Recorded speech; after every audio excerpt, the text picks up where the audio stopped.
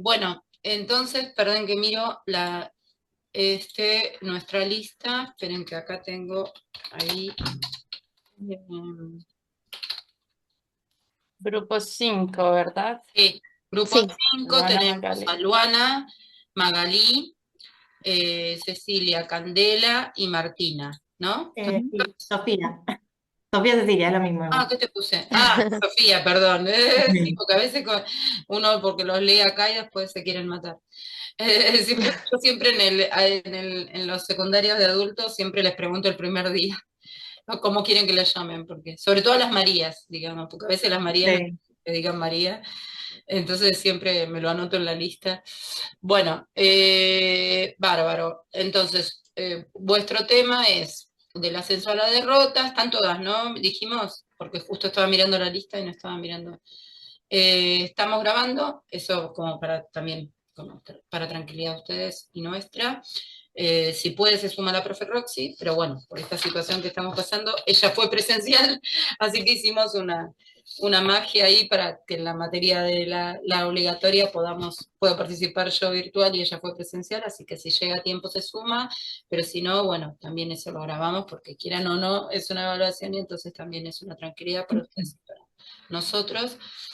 Y bueno, está Alejandra, digamos que está formándose también como docente en la materia, así que vamos a proceder de la siguiente manera. Ustedes, bueno, no sé si no vi una presentación, no había una presentación, armaron una presentación. sí, sí. sí. Ah, ¿Puedo bueno, compartir? súbanla por favor. Sí, podés Ah, ok. compartir y súbanla en el Drive, si tienen algún material, la bibliografía, todo lo que tengan, así que consideren como que también es parte de su evaluación. Y ahora nos callamos nosotros y ustedes manejan todo su tema, como lo prepararon, y recién al final opino, comento, hago devolución, etcétera. ¿Estamos? Bueno, todo vuestro. Cualquier inconveniente Ay, que dicen, yo me muteo ahí así, no interrumpo. bueno, ahí bien, ¿no? La presentación. Sí, se ve bien, Cande. Candela. Bueno, buenísimo. Nuestro tema que nos toca hoy es cuestiones no resueltas, conflictos y tensiones en el Frente Amplio e interpretaciones de la derrota. Aclaro, todos somos estudiantes de Relaciones del Trabajo, estamos medio que ya terminando y somos de Argentina, así que este tema como tuvimos que indagar bastante.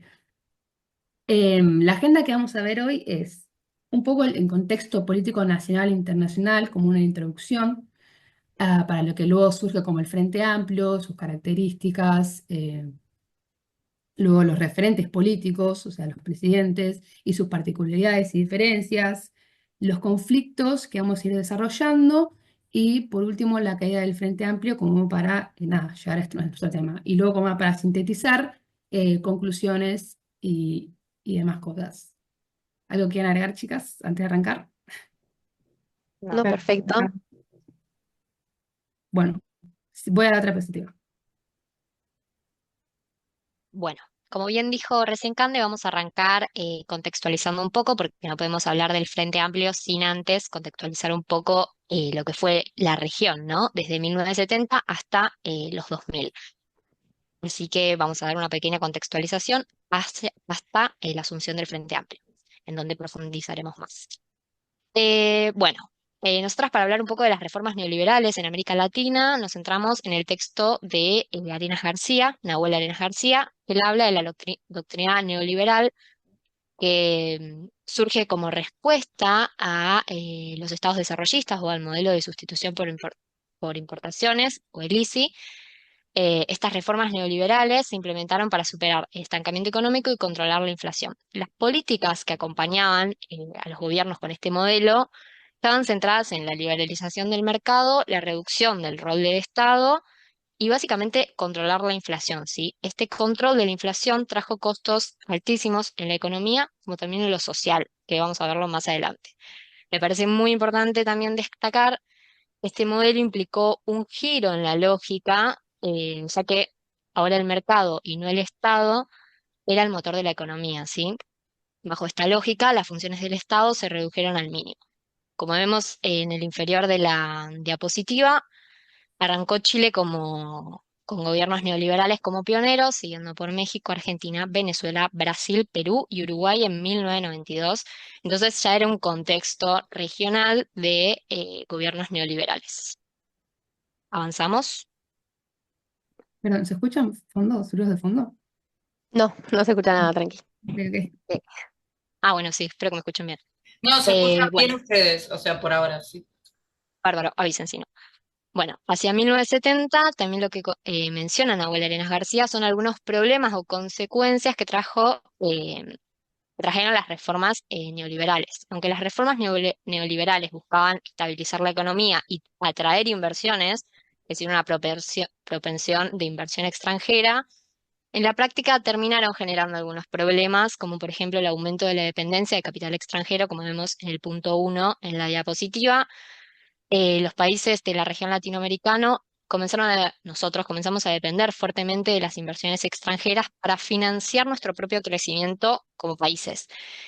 Esto nos hizo vulnerables a fluctuaciones del mercado internacional e incluso a endeudamientos. Fue un periodo marcado por endeudamientos en toda la región, incluso en Argentina se da la renegociación de la deuda, como bien sabemos.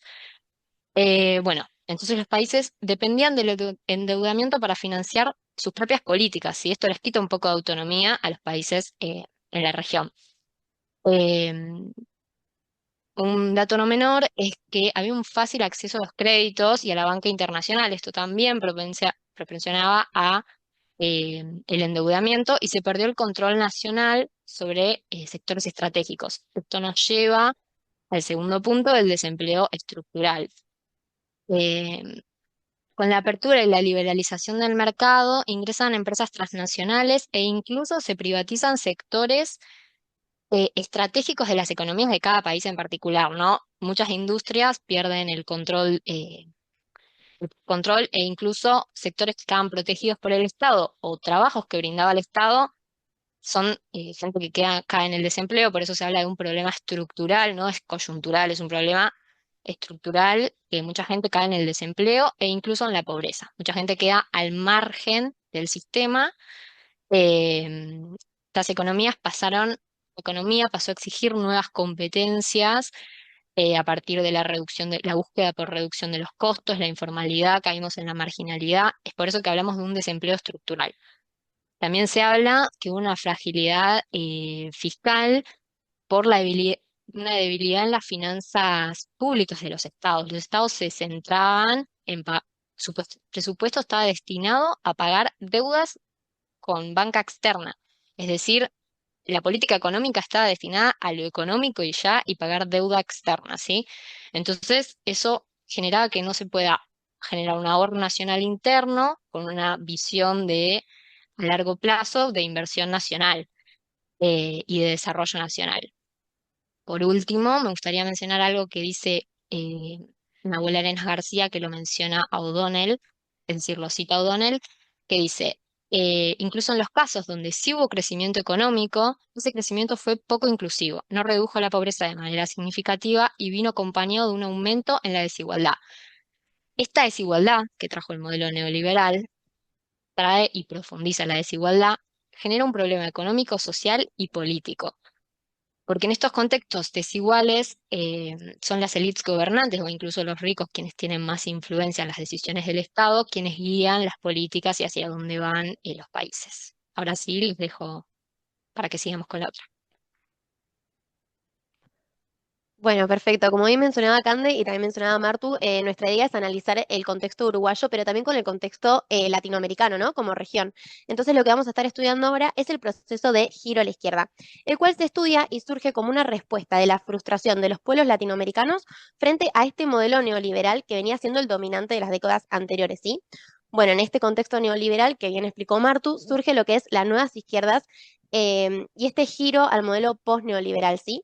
Para comprender bien esta etapa la dividimos en tres grandes periodos. El primero va desde el 2002 al 2005 y es el de surgimiento, con la elección de referentes muy importantes en todo este periodo, tales como Lula da Silva en Brasil, Néstor Kirchner en Argentina, los cuales tenían una postura antiliberal, promovían el rol activo del Estado, querían recuperar este rol del Estado participante y también promovían políticas de inclusión social, ¿sí? todo este periodo también se refleja en el rechazo al ALCA, que era un proyecto de libre comercio impulsado por Estados Unidos. Entonces, el rechazo a partir de Latinoamérica de este proyecto también marca un poco su autonomía frente a Estados Unidos, ¿sí? El segundo periodo es el periodo de consolidación de esta izquierda, que va desde el 2006 hasta el 2010, con elecciones y reelecciones de gobiernos de izquierda o centroizquierda, con implementación de políticas tanto a nivel nacional como regional, con nuevas constituciones, como por ejemplo la de Bolivia, y también con el lanzamiento de Chávez del socialismo del siglo XXI. Este proyecto era una adaptación latinoamericana al socialismo que tenía mucho foco en la participación social y en el rol activo del Estado, ¿sí? También nos parecía importante destacar la creación de UNASUR, que era una organización regional que impulsaba la integración de los países sudamericanos en cuestiones políticas y económicas, y que también nuevamente marcaba nuestra autonomía frente a la dominante Estados Unidos, ¿sí? El último periodo de todos es el de 2010 y es el de transición. Aquí empezamos a evidenciar fisuras dentro de este modelo de nuevas izquierdas y posneoliberal.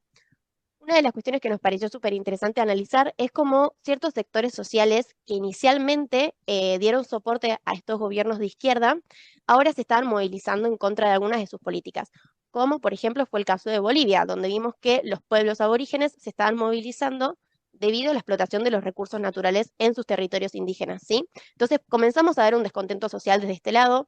También además vemos una profundización de problemas económicos, como lo fue nuestro caso en Argentina, con una profundización en lo que fue la inflación y en el déficit fiscal. Y asimismo también sea un proceso de reestructuración de alianzas, ¿sí? De vuelta en Argentina es un ejemplo claro en el caso de la muerte de Néstor y asunción de Cristina. Hay como una reconfiguración de estas alianzas y también hay recelo frente a estas políticas económicas, ¿sí? Así que ese es el último periodo, el de transición. Ay, perdón, lo de Eh, mamá no era sin querer, no sé qué toqué ahí. perdón, pensé que querías preguntarnos algo.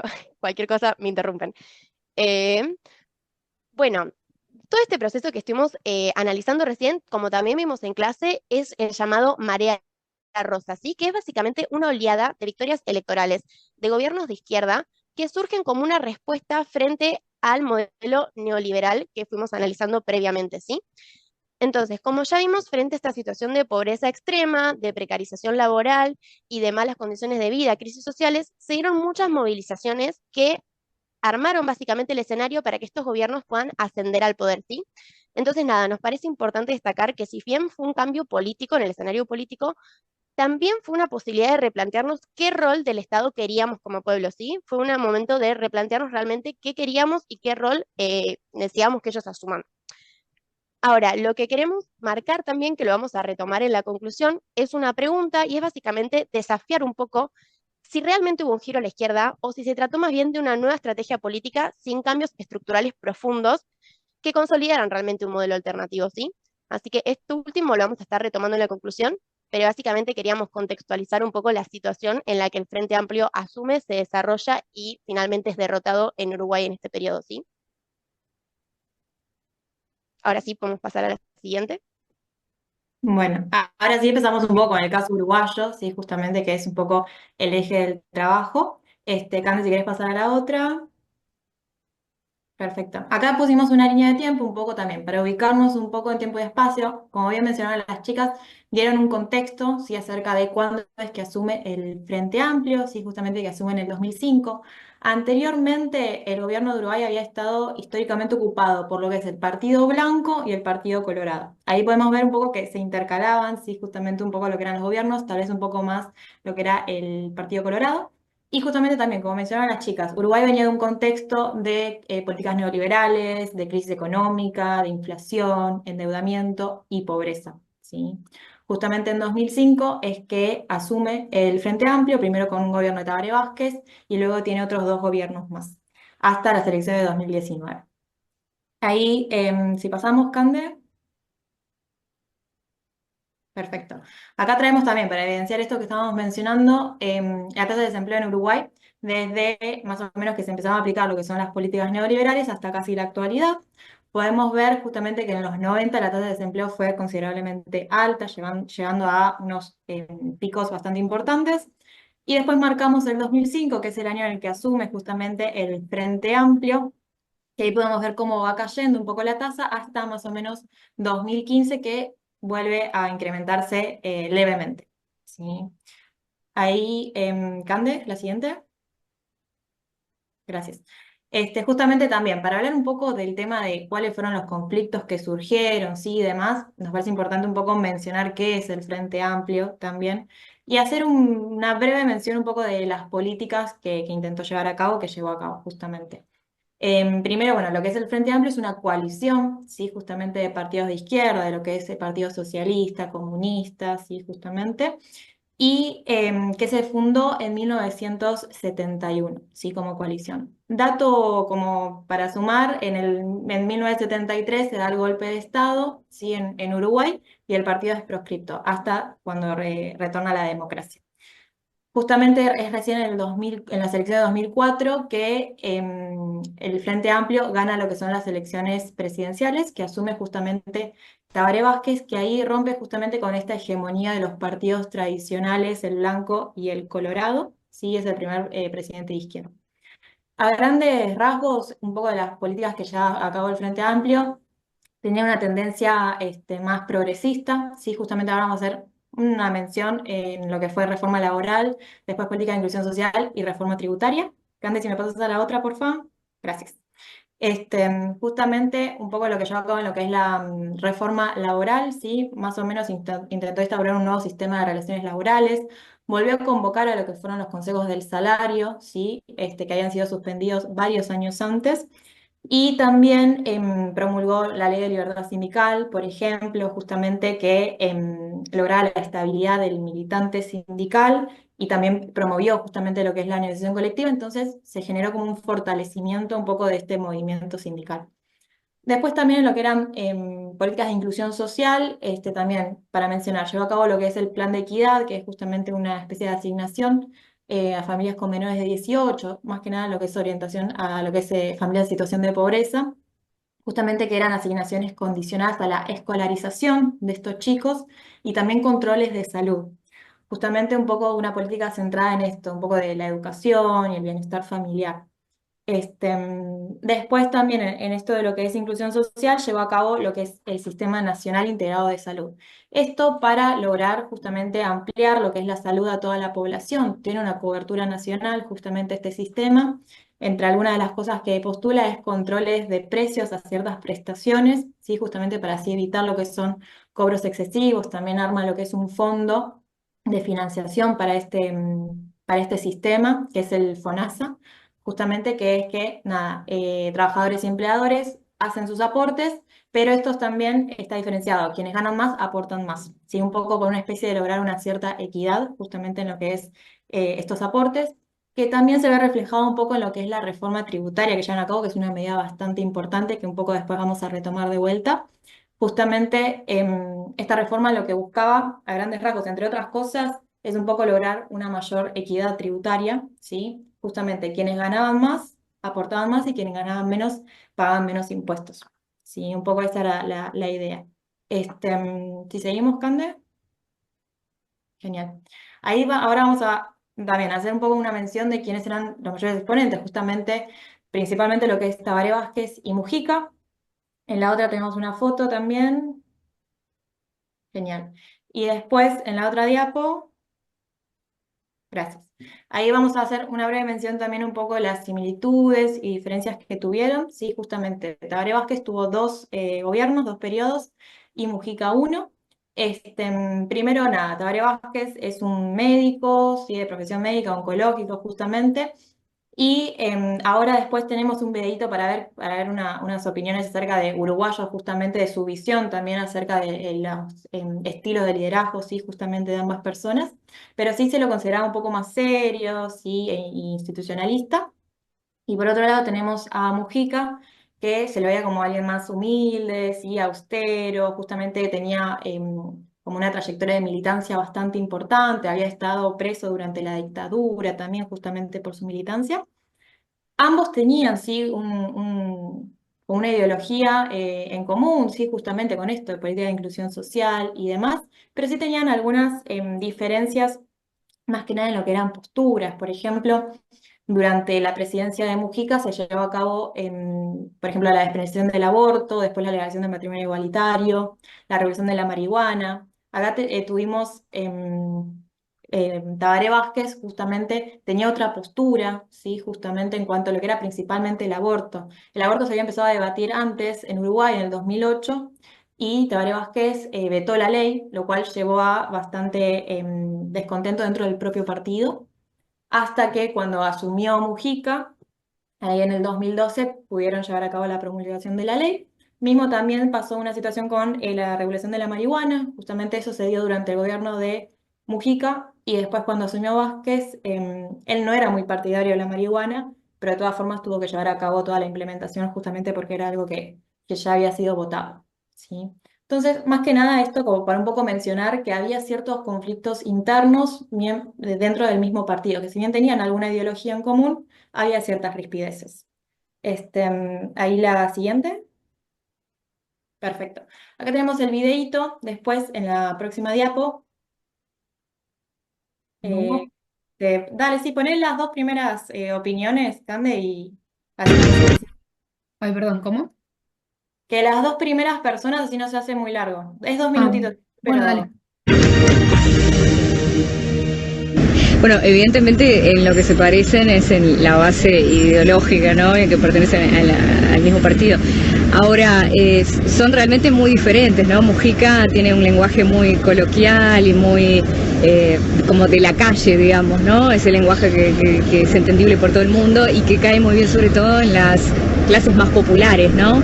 Sí, puedo decir que Tabaré es un poco más serio, pero Mujica ha logrado llevar una imagen al resto del mundo, una imagen que es muy difícil que un presidente logre. Te agarrás de esos Ahí está, ahí ¿no? con eso está, sí, sí. Bueno, como dijo Sofi, el Frente Amplio es una fuerza progresista que su principal objetivo era lograr la justicia social. Entonces tenía mucho apoyo tanto de trabajadores, sindicatos, estudiantes y movimientos sociales. Pero tras 15 años de mandato, lo que terminó generando fue bastante descontento, por así decirlo, ya que esta gente que lo había llevado al poder a través del voto creía que se estaban alejando un poco de sus raíces. Había dejado de ser un partido político más bien combativo, informal, atrevido, para ser algo más institucionalizado y pendiente de tener buenas relaciones con la gente del poder.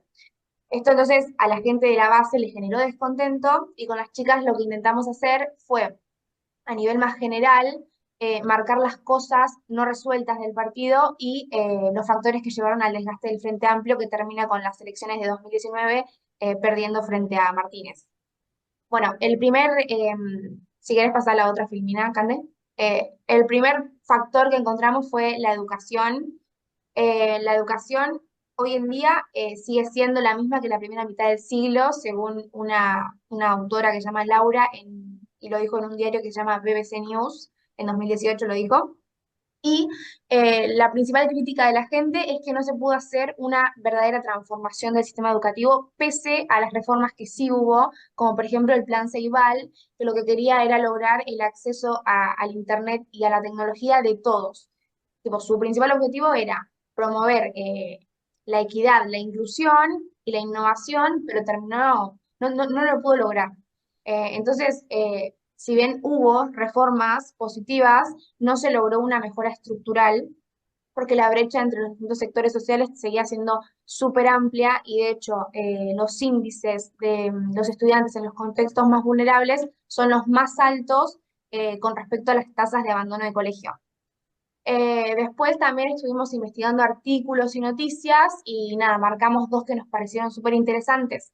Uno es del diario El Perfil, que habla cuando Mujica asuma la presidencia y asume con el lema de educación, educación y más educación.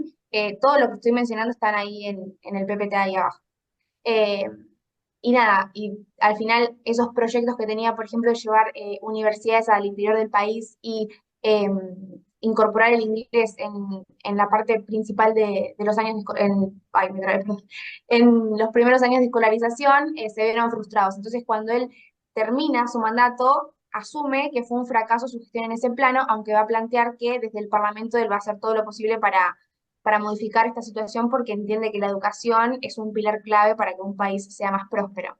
Y después otra nota que también nos pareció súper importante y que de hecho la imagen, la que están los policías, es de esa nota que voy a hablar ahora, tiene que ver con que en el 2015 un grupo de estudiantes tomaron una facultad de forma pasiva y lo que pedían era que haya un aumento de presupuesto porque no se cubrían las necesidades básicas, que haya mejores condiciones de infraestructura porque los techos estaban cayendo, no había puertas, no había pizarrones, había bancos rotos y de hecho había clases que se daban en containers, que le aumenten los salarios a los docentes y que aumenten la cantidad de becas porque lamentablemente hay muchos chicos que si no es por una beca no tienen el acceso a una educación medianamente digna. La respuesta del gobierno fue lo que generó mucho descontento y fue un antes y un después, porque lo que terminaron haciendo fue marcando la esencialidad del servicio de la educación, que básicamente era que no se podía interrumpir ni siquiera por huelga, porque era una actividad esencial. Y la huelga, tanto en Uruguay como en Argentina y en un montón de lugares, es algo legal. Entonces, la gente en vez de tranquilizarse o tomarlo como con calma, entre comillas, se puso bastante mal, se enojaron y arrancaron a manifestar en la calle. Por lo que Tabaré Vázquez y Astori, creo que era el ministro en ese momento, lo que termina diciendo que el conflicto de la educación no podía seguir y que el Estado no iba a poder gastar más plata, o sea, no iba a poder invertir en educación porque había una crisis internacional que estaba afectando mucho la economía del país. Entonces, como que la única forma era, o sea, que sigan las cosas como estaban y respondió con represión. Entonces, esas dos imágenes son de esa manifestación. Después también nos pareció interesante relacionar el tema de educación con Brasil, porque lo habíamos hablado en clase y nada, nos pareció que estaba bueno relacionarlo. Y la principal comparación que encontramos fue que en ambos países fue un tema de agenda principal, o sea, todos los partidos asumían con, bueno, vamos a progresar en educación, vamos a ponerle todo, y ninguno logró una mejora estructural, porque la principal desigualdad tenía que ver con el nivel socioeconómico de las personas. Y citamos a Rita Segato, que es una de las autoras que hablamos en la primera parte de la materia, con dos frases. Cuando la mirada de la autoridad se posa sobre nosotros, nos encuadra, nos asigna un lugar y nos marca por el resto de nuestra vida, que básicamente es que desde que nacemos nos ponen una etiqueta y nos dicen cómo va a ser nuestra vida, ponele. Y si no hay un sistema que te acompañe, muchas veces eso te termina marcando, porque hay muchas generaciones que nacen en una situación de pobreza y como no hay un sistema presente, generación por generación no pueden avanzar. Entonces, marcamos que era muy importante que la educación, en vez de reproducir esa desigualdad, admita las diferencias y pueda armar un sistema ¿cómo se dice? Más Incluya a todos. inclusivo. Sí, más inclusivo. Y la otra frase que habíamos marcado es que no hay interculturalidad sin colonización activa de las prácticas educativas, que es básicamente descolonizar la educación, porque cuando vamos a la práctica y vemos cómo se enseñan las cosas o los materiales que se dan, vemos que tienen una tendencia más blanca y de clase media, que es tipo la visión del mundo más de la cultura europea, y se deja de lado muchas veces a lo que no, tipo a Latinoamérica o a nuestras verdaderas raíces. Entonces se planteaba la idea de armar un sistema educativo que realmente incluya a todos, como ya dije. Después, otro segundo factor que también marcamos como importante en cuanto al desgaste gracias Cante por cambiar la diapositiva, del Frente Amplio fue el caso ANCAP, que básicamente la ANCAP es una empresa pública de combustibles y generó mucho conflicto en cuanto a la credibilidad del Frente Amplio, porque quien era el presidente de la ANCAP fue el vicepresidente de Uruguay. En 2017 igual termina renunciando, pero lo que había pasado es que se le había destapado la olla con toda información. Había obras sin planificación, había contratos sospechosos, inversiones políticas, o sea, no habían invertido en cuanto al beneficio del pueblo, sino que habían invertido según las necesidades de los grandes capitalistas y había gastos millonarios que terminaron impactando en la gente porque esto generó un aumento del costo del servicio de luz, un aumento de teléfono y un aumento en lo que es combustible, que de hecho Uruguay estadísticamente es el país de Latinoamérica con el combustible más caro y bueno, afectó un montón en el poder de compra de cada persona, empobreciéndolos por ahí un poco más. Después otro, si querés a la otra filmina.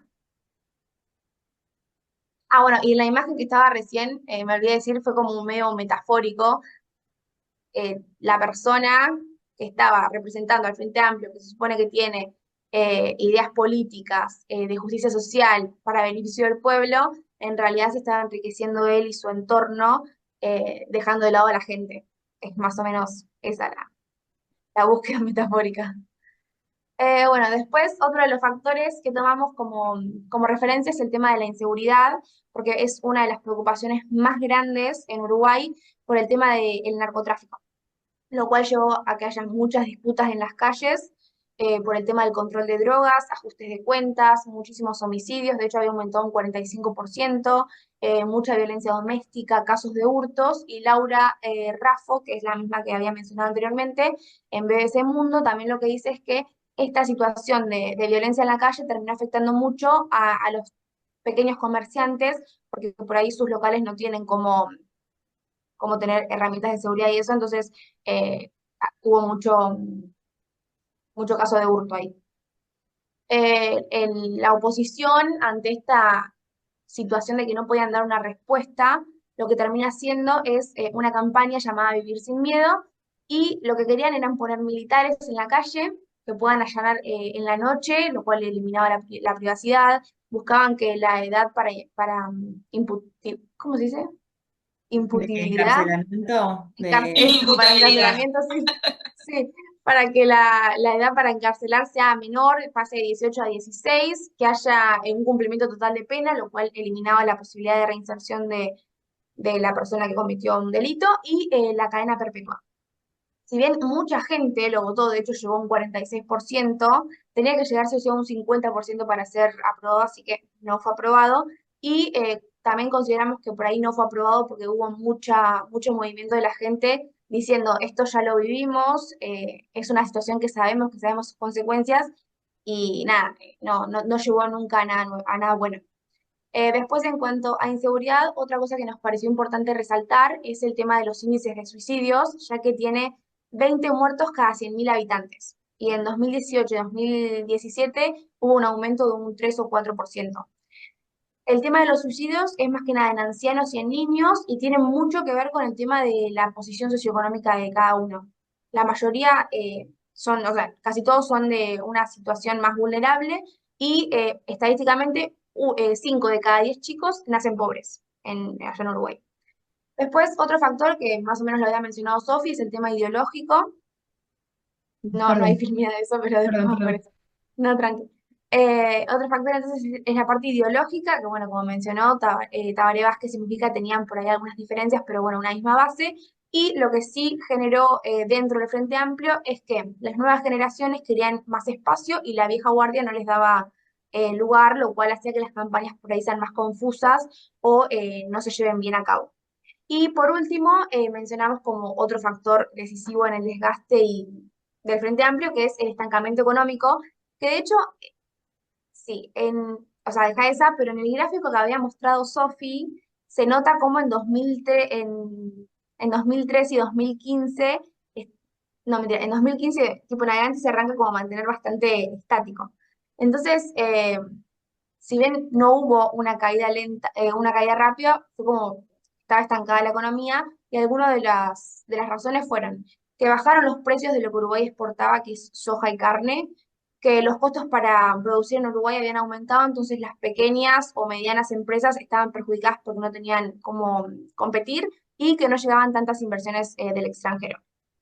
Y bueno, ahí puse esa imagen de que la gente estaba manifestando para que bajen el gasoil. Y bueno, Cande, te dejo para que sigas con los otros factores. Buenísimo. Em, bueno, vamos ya a como un análisis más profundo. Como bien dijo Lu, todos estos fueron como hechos concretos o cuestiones no resueltas, más visibles, pero ahora vamos a hablar de 4 factores que se relacionan, tienen que ver uno con el otro, no son excluyentes, y van a explicar estos factores fueron contribuyendo el desgaste o el debilitamiento del Frente Amplio en los 3 periodos, o sea, se fue acumulando, y es como un análisis más profundo. ¿En qué sentido? Porque, por ejemplo, uno de los factores es la dependencia externa.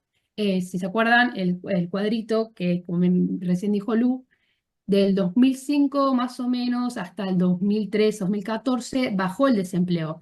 Eso no es una casualidad, sino que hay una explicación de que en esos años, entre el 2004, 2005 y, no importa, 2014 más o menos, o sea, durante los dos primeros gobiernos de Frente Amplio, o sea, el de Vázquez y el de Mujica, Uruguay se caracterizó por tener un crecimiento sostenido de la economía. Esto, como dijeron las chicas, ya adelantaron, tiene que ver porque esto está impulsado por la alta demanda de materias primas de mercados internacionales como China, India, y por lo tanto esto significaba que aumentaban los precios de la exportación e ingresaba mucha plata al país.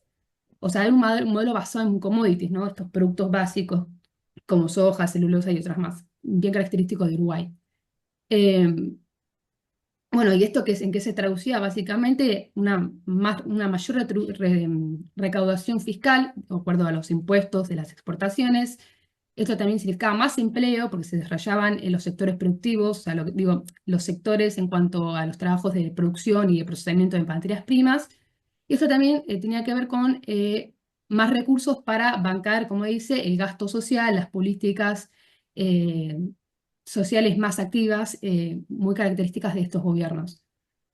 El problema empezó a surgir más o menos cuando esto no se pudo mantener en el tiempo. O sea, esto del boom exportador funcionó en el corto plazo, pero no en el mediano y largo plazo. ¿Por qué? Porque debido a esto a las como fluctuaciones del mercado exterior, o sea, cuando los precios empezaron a caer por mercado internacional, el margen de acción del Estado se redujo. Que esto es lo que gastaban antes, que usaban para el gasto social. Una de las cosas acá, retomando lo que dijo Martu de Arenas Roja, o sea, este periodo de crecimiento está Arenas García, acá. perdón, Arenas Sí, García, es verdad, me siempre nos confundo. pasa lo mismo. Perdón, Arenas García, es verdad. Tiene que ver con que refiere a estos modelos post-neoliberales de la región de América Latina, como dijeron las chicas antes, que a partir del 2000 hubo muchos gobiernos de la región que, nada, se enfocaron en una mayor intervención estatal y políticas de inclusión social, eh, rompiendo un poco ya con este modelo anterior. Pero como decía Maggie, o sea, si bien fue un giro a la izquierda, quizás no fue un giro completo, porque siguieron habiendo lógicas que como que quedaron de desecho, digamos, si se puede decir, de este modelo neoliberal clásico de los 90, que es, por ejemplo, esta dependencia externa. El otro factor es la falta de transformación productiva. O sea, este crecimiento de los primeros gobiernos tiene que ver más que nada con la independencia que dije antes y no tanto con un desarrollo o un cambio importante en la base productiva. O sea, ingresaba mucho dinero, por decirlo así en bruto, por los precios internacionales y no tanto por el desarrollo de la base productiva de la economía del país.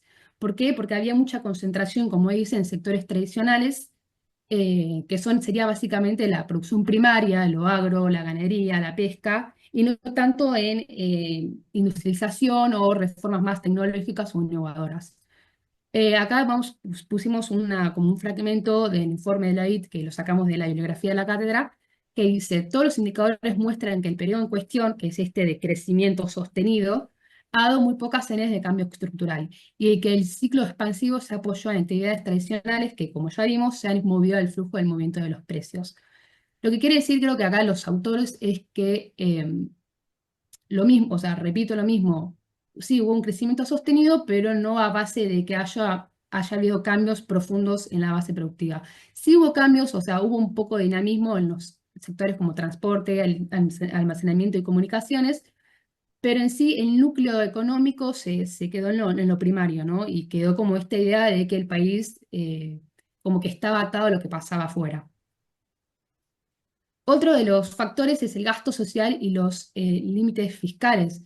Bueno, todo este crecimiento dio no, perdón, lo voy a decir mal. esto como que permitió poder bancar, ¿no? Financiar el gasto social.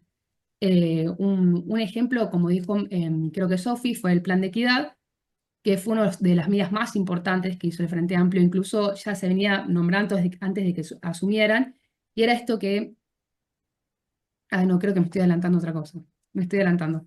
No, vuelvo a esto. Bueno, este crecimiento, más o menos en el 2013, empezó a como desestabilizarse. ¿Por qué? Porque caen los precios internacionales. ¿Y esto qué hace? Que se pueda exportar menos y por lo tanto ingrese menos dinero al país, por lo tanto menos recaudación. Entonces, si Uruguay tenía menos recaudación, ¿cómo iba a bancar todos estos gastos sociales?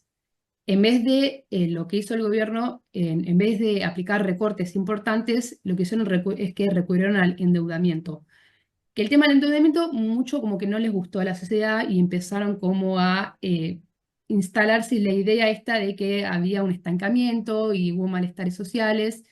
Y esto obviamente la oposición lo tomó y empezó como a alimentar esa crítica, ¿no? De que hubo estancamiento, no hay desarrollo, como dijeron, en seguridad, en educación y todo lo que vimos hablando. Em, Bueno, esta es una nota de Jorge Notaro. Jorge Notaro lo sacamos de este informe porque también fue como uno de los autores que fueron recopilando. Jorge Notaro es un uruguayo económico, un economista uruguayo, perdón, al revés. Que lo interesante de esta nota es que hace una crítica desde adentro del partido. O sea, no es de la posesión, sino tiene más una mirada o una línea más progresista. Ahí dice que se hizo en el 2020, o sea, esta nota la sacó después de las elecciones, como la derrota, pero en la nota va tomando, igual va recapitulando un montón de cuestiones que se fueron viendo durante los 3 periodos. Él lo que básicamente hace es una crítica, como dije, a las elecciones del Frente Amplio. Y como que dice dos cosas, que las elecciones fueron ¿cómo se puede decir? Tecnocráticas, no, ¿cómo es lo que quería decir? Que no importa, se basaban, o sea, las elecciones fueron como muy técnicas, o sea, mucho número, mucho detalle, mucho experto, y no hicieron como, no indagaron tanto o no presentaron tanto la orientación política que iban a apoyar, digo, en el sentido de que no dejó claro qué sectores sociales o qué intereses sociales iban a representar. Entonces ahí ya hubo como una desconexión del partido con su base histórica, que históricamente fueron los trabajadores, los sectores populares, los pequeños comerciantes. Y otra cosa es que dijo, hizo también una crítica de que el partido en las elecciones, como que sí, hubo mucha propuesta de aumentos de gasto social o mejoras en la inclusión social y demás, pero no explicaron cómo iban a financiar eso. Fue como demagógico en ese sentido. Entonces, como esas dos cuestiones, él explica bien concretas, igual más a lo último del tercer gobierno, fue que generó desconfianza, ¿no? Y en su momento también pusieron como que se puso en duda si todo este crecimiento económico fue un verdadero cambio estructural o más bien respondió a como un contexto internacional favorable. Como que se empezaron a abrir debates, dudas, desconfianzas y demás. ¿Se entendió esto, no? Vamos al último factor, así como para resumir todo también, que tiene que ver con el impacto de la reforma tributaria. Como muy bien dijo Sofi, la reforma tributaria fue una medida muy, muy importante del Frente Amplio, en el sentido de que, nada, fue un esquema mucho más progresista, sí. Ahí dice que antes de la reforma había un impuesto que es la IRP, que solo era un impuesto al consumo, o sea, que solo afectaba más proporcionalmente a los sectores con menos ingresos y no tanto a los demás, porque era como el mismo impuesto para todos, entonces no era equitativo. Cuando reemplazan este IRP con el impuesto a la renta de las personas físicas, lo que hizo el gobierno fue ampliar como la base de contribuyentes, es decir, que no solo paguen los asalariados, sino también los que tienen otros ingresos, tales como alquileres, inversiones, trabajos independientes. Y de esta manera como que se volvió más equitativo, justo como decía Sofi, el impuesto, la distribución, que afecte más, o sea, que paguen más los que más tienen y paguen menos los que menos tienen, y como que sea proporcional. ¿Qué pasó con esto? Porque estuvo muy bueno, fue una medida muy, muy importante y eso fue un cambio estructural. O sea, como dice, fue un avance estructural, pero esto generó malestar en los sectores medios. En el sentido de que sentían que les habían aumentado los impuestos y no veían un cambio como respuesta. Esto tiene que ver también porque lo que decía antes de eh, el gasto social como que empezó a no bancarse tanto porque había una caída de los precios internacionales, sino por el endeudamiento. Entonces eso ya medio como que no le hizo le hizo ruido a estos sectores que sentían que no le estaban dando un cambio real, que es lo de seguridad, y lo de educación y otros temas también. Creo que algo me estoy olvidando, o no sé si lo dije, que lo del plan de equidad también fue, o sea, que hubo avances en lo social. La idea nuestra también es explicar cómo es que a pesar de todos esos avances y tras 15 años de gobierno, ¿por qué no fueron reelectos? Uno de los ejemplos que había dicho Sofi fue el plan de equidad, que en realidad es una continuación del plan PANES, que fue como un programa del Frente Amplio como respuesta inmediata a esta emergencia social que había quedado de las crisis económicas del neoliberalismo del 2000, 2001 y 2002. Bueno, esto sería como para como el trasfondo de todos los hechos concretos, porque hay como todavía una dependencia del mercado internacional, que es como medio que siendo una lógica no tan literal, pero medio que desecha del neoliberalismo del modelo anterior, ¿no? Sí. Acá no sé quién le toca. Bueno, acá en realidad trajimos una murga. No sé cómo estamos de tiempo, sé que estamos un poco pasadas, por eso si quieren les comentamos un poco la frase que habíamos destacado y si tenemos tiempo y les interesa al final se las podemos mostrar. Es de la murga Cayó la cabra y destacamos una frase que es: los sueños hay que seguir, si pasara eso, ¿quién atendería a los McDonald's? Esta murga básicamente lo que hace es una crítica al mercado de trabajo uruguayo y a cómo las posibilidades no son iguales para todos y cómo la estructura no los está favoreciendo y tienen que acudir a empleos mal remunerados que no los motivan solamente por el hecho de subsistir, ¿sí? Así que bueno, si quieren esto lo vamos a saltear para llegar bien con el tiempo, pero si tenemos tiempo al final se las mostramos, ¿sí? Dale, Lo buenísimo. salto, ¿eh? Ahí lo salté. Dale, bueno, gracias. Ahora sí, a modo de conclusión, para cerrar todo lo que fuimos analizando sobre el Frente Amplio, su recorrido en el gobierno y su derrota finalmente en 2019, nosotras mencionamos que esto puede entenderse como un fenómeno más amplio que se dio en América Latina y que lo conceptualizan muy bien Arenas García y Pérez Sainz, que lo definen como post-neoliberalismo. Y lo decimos como lo dicen ellos, que ponen entre comillas la palabra post-neoliberalismo, porque no se trata de un modelo cerrado o plenamente consolidado, es más bien un proceso que se encuentra en transición incompleto e incluso contradictorio, porque combina avances sociales que se dan en el giro hacia la izquierda con continuidades de inclusión social, pero se continúa con un modelo económico neoliberal por la dependencia de mercados internacionales. Entonces, las comillas reflejan justamente esa ambigüedad. Por ejemplo, en Uruguay, este giro a la izquierda se tradujo en más presencia del Estado, expansión en derechos, reformas fiscales progresivas, que recién las mencionó Cande, y un fuerte impulso a políticas sociales. Todo eso forma parte de la discontinuidad del neoliberalismo, es decir, se intentó romper con la etapa precedente, pero no se transformaron las bases estructurales de la economía. Es decir, la dependencia del mercado externo y la lógica de la matriz económica continúa. Entonces, hay un cambio de rumbo político, pero sin romper con el modelo económico heredado. Y ahora le doy el pie a Maggie para que siga con Pérez Sainz. Eso lo dice Arenas García. Bueno, básicamente con todo lo que venimos analizando, podemos decir entonces que el balance del ciclo progresista del Frente Amplio es claramente mixto, porque como bien mencionaba Martu, por un lado hubo avances sociales muy importantes en términos de ampliación de derechos, de mejoras de las condiciones de vida de los ciudadanos a través de la creación de políticas públicas y de fortalecimiento de la ciudadanía, retomando este término tan importante de Pérez Sainz. pero al mismo tiempo persistieron elementos económicos heredados del modelo neoliberal, como bien mencionaba Cande, el extractivismo y la concentración de la riqueza.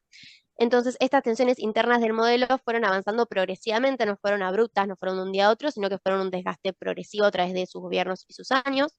Y entonces consideramos que el caso uruguayo es un gran ejemplo que demuestra que el posneoliberalismo no fracasó completamente, porque como bien mencionaron, hubo grandes triunfos sociales y hubo un retorno a la participación del Estado, pero tampoco pudo consolidarse como un modelo alternativo que realmente generara un cambio sustancial en la estructura del país, ¿sí? Genial. Ahí tenemos, Cande, otra diapo, más que nada como para cerrar.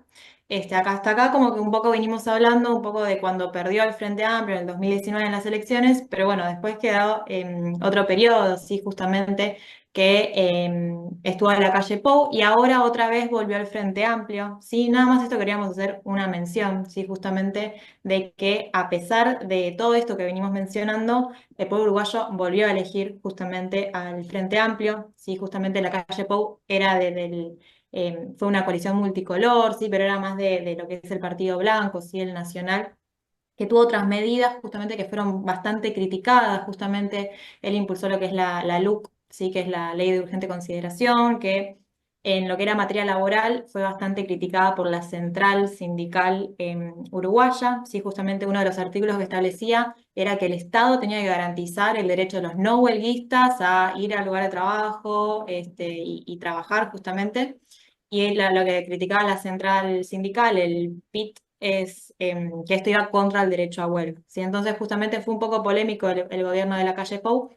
Y bueno, ahora más que nada como para cerrar queríamos mencionar esto, que a pesar de todo lo que venimos mencionando, sí, justamente el pueblo uruguayo volvió a elegir justamente al Frente Amplio, esta vez con Yamandú Orsi como presidente. Y ahí un poco ya cerramos. Muchas gracias. Con el carpincho, queso carpincho, ¿no? Claro, por el grupo. Por el grupo, las carpinchas. Sí. Buenísimo. Bueno, bárbaro, gracias, chicas. Bueno, ¿algo más? No, ¿qué quieren comentar? No sé, ver la murga, no sé si quieren ver la murga. Dale, ya que estamos. Bueno, voy a eso. Después les voy a pasar otra, ahora después que justo hay una que tiene vieron que las murgas tienen como distintas etapas, ¿no? Como la parte de entrada. Y tiene una que es la parte del cuplé, digamos, que es la parte como tipo más la pegadiza, digamos, que se repite, qué sé yo, que está hecho con el de Gilda. Y entonces búsquenla, está buenísima, digamos, fuiste para el Frente Amplio, digamos. O sea, ellos dicen, arrancan diciendo, para que no sea tan extenso, les cuento rápido, pero dice, como vieron que siempre arrancan ahí hablando, dicen, che, ¿cómo no? O sea, ¿cómo vas a criticar al Frente Amplio? Bueno, ya fue, ahora es el momento de criticarlo, porque ahora recién perdieron, y después vamos a tener que andar como aplaudiendo como focas, no sé qué. Y entonces empiezan como, bueno, dice, fuiste no sé qué, todo eso fuiste, pero perdiste. Y entonces va contando todas las cosas que hizo bien, pero también, bueno, como un montón de cosas que no tanto. Está buenísima, es cortita y es como súper clara de eso. Bueno, en las clases yo la iba a pasar, después no pudimos, no importa. Pero bueno, estuvo bien que eligieron algo ahí. Dale, pasémoslo y ahí. No tengo tiempo para saber cuál es el proyecto ideal que todos dicen que hay que buscar sin dejar tu trabajo actual. Está de moda decir los sueños hay que seguir y yo no les pienso dar bola. Si pasara eso, ¿quién atendería los McDonald's? Con poco currículum salimos a buscar un trabajo que no sea un letargo. No nos deseen suerte, eso es para mediocres. Nosotros precisamos un milagro. Para ser buen ciudadano hay que ser funcionales y laburar cueste lo que cueste. Pero sí es verdad que el trabajo dignifica, que labure el pato celeste. Si los trabajos de mierda se derrumba el sistema, dicen y no entiendo el problema. Si el sistema que tenemos solamente me genera pena. Yo soy así, nací para fracasar y ser feliz. Fíjense ustedes, me enteré que las dos cosas no se pueden. Es lo más normal, que el trabajo no sea vocacional. Y la verdad, estar ahí saca lo peor de mí. Cuando estoy en el trabajo siempre robo algo, así si siento que al menos me estoy desquitando. Calcule que si le robo una engrampadora por día, en un mes quedamos a mano con la plusvalía. Buenísimo. Bueno, vieron, o sea, está bueno, por lo menos se van conociendo un Sí. poco a la lógica de las murgas, que es como un fenómeno, vieron que traen todo. Yo siempre digo, cuando no tengo mucho tiempo, voy a ver qué cantan las murgas ahora y seguro que están hablando de la coalición. Entonces nombran como gente que por ahí yo no conozco, entonces digo, a ver qué pasó con este caso. Entonces les pregunto, che, ¿qué pasó con este caso que mencionan tanto en las murgas? Entonces seguro que fue un caso de corrupción o no sé qué. O Sí. nombran, ¿no? Talvi tal cosa. Yo digo, ¿qué pasó con Talvi? Le pregunto a mis colegas de allá, me dicen, no, porque él tal cosa. O sea, siempre traen cosas que aparecen en el pueblo, digamos, ¿no? Entonces está Y bueno. justamente vimos varias murgas, lo que nos llamó la Eh, atención, como bueno, no tienen miedo justamente a esto de claro, criticar a cualquiera, cualquier claro, cosa que sí, sí, a ellos vean mismos, mal. digo. Sí, Claro. obviamente Sí. son generalmente, digamos, la que se les critica es que son más afines al Frente Amplio y tal, pero bueno, no todos, y no es que todos hablan de otras cosas también, ¿no? No solamente Sí. hablan solo de política, pero la crítica de la cuestión política parece como principal, digo, que si no hablan de la adolescencia, de las redes, hablan de muchas cosas. Pero bueno, así que no, me pareció súper pertinente porque era una crítica al mercado de trabajo, ¿no? Como diciendo, Mm. che, o sea, eso me parece que estuvo bueno. Bien, tengo solamente una pregunta ahí como para completar y después le hacemos la devolución y ya, no vamos a descansar sábado, estamos todos Mm. cansados. Esperen que me perdí acá. ¿En dónde empezaron ustedes? No, una pregunta, no del tema este en sí, sino como eso, si querían agregar algo más o habían visto algo más de alguna de las clases de Brasil como para ahí como para comparar, si lo hicieron o si no lo hicieron, no importa, pero digo un poco para ver si querían traer algo de eso que se vinculaba con el tema de ustedes, ¿no? Obviamente, digamos, un poco ese era el Sí, objetivo. Sí, ahí hace justamente. mucho referencia. Sí, perdón. No, Sofía, sí. Sí, no, justamente un poco lo estuvimos debatiendo, un poco más o menos qué podíamos rescatar de Brasil. Ahí Lu justamente, bueno, como un poco lo pensamos, el tema de la educación, con esas citas que dijo de Sagato. Sí, después también pensábamos, bueno, podemos hacer un paralelismo con Lula también y Claro, todo. Y no sabíamos mucho cómo desarrollarlo también durante la presentación, así que un poco también Maggie un poco habló justamente eso de la marea rosa, un poco cómo se podía llegar a relacionar con esto del Frente Amplio y como todo un poco más en lo que es la cuestión regional también, que nos pareció como importante contextualizar justamente de que Uruguay no está solo en el mundo, no es una isla que está alejada de todo, sino que obviamente como todos los países más en lo que es la región, está influenciado bastante. No sé, Martu, ¿qué querías agregar? Perdón. No, eso que habíamos dicho que hay políticas que no hay necesidad de que si no se atienden, se profundizan las desigualdades. Es un punto que creo que lo retoman muchos autores, se profundiza la desigualdad. Mismo en las clases hicieron mucho énfasis con lo de los cupos en las universidades en Brasil. Entonces dijimos, bueno, tal vez sí tenemos una idea de cómo son las universidades en Brasil y con gente negra y la inclusión a las universidades y muchas veces tienen que dejar de lado un montón de cosas, investiguemos un poco en Uruguay, ¿no? Cómo se da este fenómeno. Entonces, tal vez la búsqueda estuvo más ahí, en ver qué pasaba en Uruguay en la educación para poder compararlo con la profundización de la desigualdad que se da en Brasil. Y en los dos países pasa lo mismo. Capaz no encararlo tanto con la asunción de Lula, etcétera, que creímos que era como algo más obvio, digamos. claro. No, está bien, está bien. No, sí, por ahí, no, desarrollar todo Brasil no, porque eso se iba de tema, claramente, pero por ahí sí pensar como, esto como ahí, y ahora les hago la otra devolución, como para cerrar esa, que era la única cosa como que por ahí estaba ahí que podrían haber tomado, no sé, de la clase de Amílcar, no explicar toda la informalidad, ¿no? Porque eso hubiera sido explicar Brasil y no era el objetivo.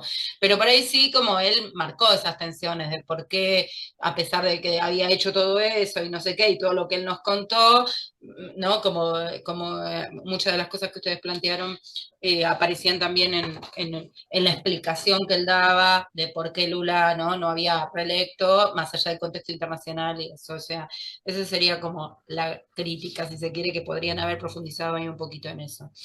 Bueno, después a la devolución así en general, bueno, ahí estuvimos ahí chateando un poco con Ale, nos gustó, digamos, la exposición, y ahora les doy las razones, porque me parece que también eso uno se lo lleva como estudiante para su vida profesional, también más allá de una nota en sí.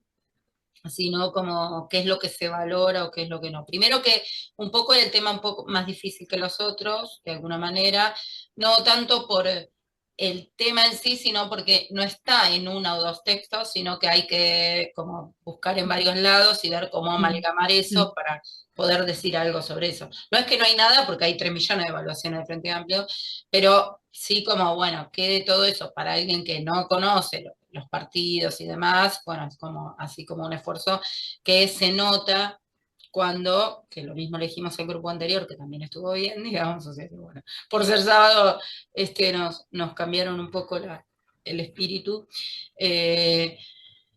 Entonces, en ese sentido, como se nota como cuando uno maneja la jerga, ¿no? Que no es fácil, porque si lees un texto y te dicen, no sé, BPS, bueno, en el caso de ustedes no era BPS, no me acuerdo, pero digo, manejar como las siglas o la jerga o qué sé yo, bueno, te supone como haber visto varias cosas para poder como reflexionar sobre eso, porque con un texto o una noticia o algo que leas, no te apropias del tema como para poder manejarlo, ¿no? Entonces, eso me parece que se nota y se notó como la solidez de poder reflexionar sobre los temas. Otro tema, otro punto que quería señalar es, bueno, cómo lo encararon, o sea, eso, como no había una sola forma, claramente, una de las formas como lo encararon, que fue como hacer hincapié en todo el contexto y en la unidad 3, que sería como, bueno, de todo esto, cómo elijo, cómo colocarlo, y en el caso de ustedes era el que más había que hacer eso. Todos tenían que hacerlo, que algunos lo hicieron bien, otros ni lo hicieron directamente, o lo hicieron más o menos, pero me refiero en el caso de ustedes, sí, obvio, porque si yo voy a explicar cómo cayó, digamos, o cómo perdió, qué sé yo, entonces era como obvio que esa parte tenía que estar más desarrollada, porque si fuera otro grupo o otro tema, le hubiera dicho, y dedicaron demasiado tiempo a esta parte, pero en el caso de ustedes no, porque explica, o sea, era explicar eso. Entonces, en ese sentido, estuvo bien manejado eso quizás como crítica, crítica o mejora o no sé qué, digamos, de ese lugar, sí, como que basaron demasiado en Arenas García, que no está mal, porque está bueno además el texto y sirve para pensar, pero podrían agregar un poquito más ahí también mechar con Ubiña y con el de Mabel Tuaites Rey, que trabaja el mismo tema y también aporta algunas cosas que inclusive ustedes mencionaron, ¿no? Como esa descontento de las clases medias y no sé qué, que una vez que consiguen, y eso, todo eso aparece en un texto de ellos, y me parece que eso les hubiera como también agregado un poquito más de riqueza ahí a eso. En cuanto a eso, como el contexto de cómo manejaron lo general y lo particular, me parece bien, nos pareció muy bien. Después, la variedad de fuentes, pero no variedad porque sí, sino como variedad en el sentido de agregar como no solamente para mostrar ahí nomás, sino como bien utilizadas en el sentido de traer las voces. Aparte me pareció importante traer las voces de algunas personas a través de un videíto, ¿no? O de alguien referente, como es Notaro, una vez lo trajimos hace unos años a una actividad, no de esta materia, pero sí del IALC, que es eso, como ustedes bien dijeron, bueno, un economista, no sé qué, pero que también tiene una visión desde la izquierda o desde los sectores progresistas, una visión de reclamo, de crítica constructiva de alguna manera, y todos los matices, y todo, ahora sí yendo a los puntos que ustedes marcaron, estuvieron como, obviamente lo sacaron de distintos lados, pero estuvieron como bien seleccionados en el sentido de marcar como algunas cuestiones internas, otras más estructurales, otras que por ahí, bueno, es esto, ¿no? Como, bueno, los sectores medios quieren estar mejor, pero no quieren pagar impuestos, ¿no? Bueno, ese tipo de cosas que pasa mucho con este tipo de gobiernos. Y también las posibilidades muy latinoamericanas, ¿no? Eso que también marcaron de la dependencia, las cuestiones estructurales que hacen bueno, que vos tenés, por más que manejes bien o mal, bueno, las corruptelas que también están, ¿no? Todo suma a un combo de que hay cosas que, bueno, por más que hagas el gobierno más honesto del mundo, no sé qué, bueno, siempre favoreces a unos, a otros no, y hay descontentos que por ahí no puedes manejar, las corruptelas y cuestiones de mal manejo también, y las cuestiones estructurales que marcaron muy bien, digamos, por más que hagas todo bien como gobierno, bueno, sos latinoamericano, dependés de otros países, dependés del precio del petróleo, del dólar, o del no sé qué, o de otras cosas, y entonces eso me parece que balancear esos factores complejos y no caer en una cosa así banal de tener la receta, me pareció como súper útil, más allá de para probar la materia, o para probar la exposición, porque no me acuerdo los parciales, pero quiero decir como profesional, digamos, ¿no? Que es lo que uno tiene que hacer como bueno, esa actitud, inclusive hoy, ¿no? Que todo es blanco-negro, todo como, bueno, tener esa actitud reflexiva, crítica, ¿no? Pensante de los temas y decir, che, pero esto es verdad, pero esto no, como, eso es lo que ustedes se van a llevar. Entonces, la parte de agregar parte de videos, parte de datos concretos, la perspectiva histórica, bueno, agregar como el dato de color, que no es de color, porque es de contenido también, de algo de una murga y no sé qué, me parece que estuvo bueno. Centrar en el tema de la cuestión de la desigualdad y traer a Segato, y bien, digo, no traerla para, mira, lo traje, sino como traer exactamente lo que les parecía interesante de ahí, de Segato y de Pérez Sainz, hacer hincapié en la cuestión de la inseguridad, que también eso me parece que fue clave, en algo que inclusive ahora, ¿no? Que es un desafío que tiene Orsi, digamos, en este sentido. Ahora, creo que en eso está bien. Perdón, una cosa me olvidé. Sí, como crítica, más allá de lo que les dije de Brasil, por ahí eso, subir el PPT o a tiempo, digamos, eso me parece que está bien, pero vi que citaron bien la bibliografía, que eso no lo había visto ayer cuando vi el, el índice comentado, que está bien también. O sea que se nota esa solidez en el conocimiento del tema, en la búsqueda de información, en seleccionar qué decir. Y lo último, y le dejo a Ale si quiere mencionar algo, la articulación en el trabajo en equipo, que eso para nosotros es como clave, digamos, ¿no?